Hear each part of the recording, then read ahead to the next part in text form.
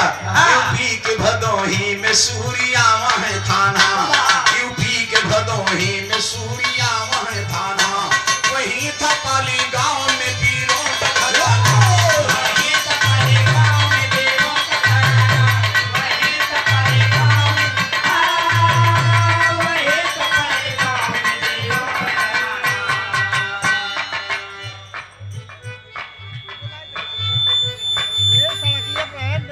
ये हमारे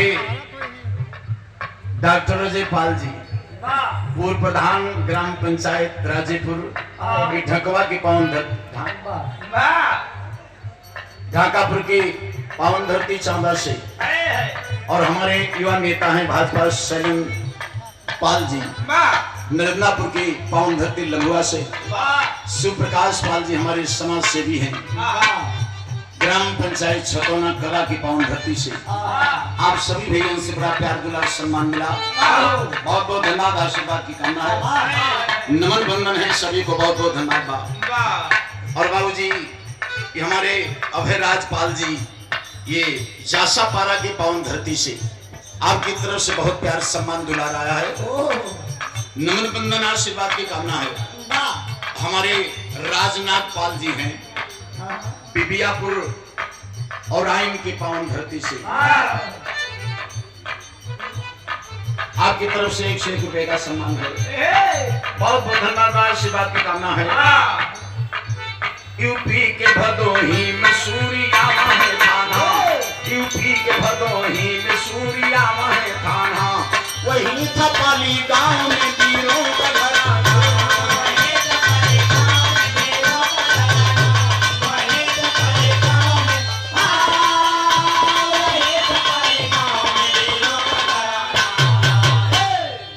से दो हाथ किए चरावत भेड़िया थे, बात समझ ले आप लोग, गोरों से दो हाथ किए चरावत भेड़िया थे,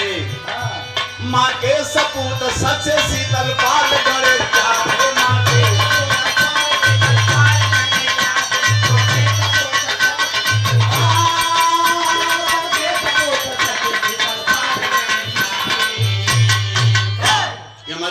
रामनाथ पाल जी हैं गोठवा भटौली के पावन धरती, महाराजगंज से, जौनपुर से, जौनपुर की पावन धरती से 101 रुपए का सम्मान है भैया की, बहुत बहुत धन्यवाद है। भदोही जनपद के हमारे शीतल पाल बाबूजी थे, गड़ेरिया और पाल, होलकर, बघेल, धनगर, एक कई टाइटल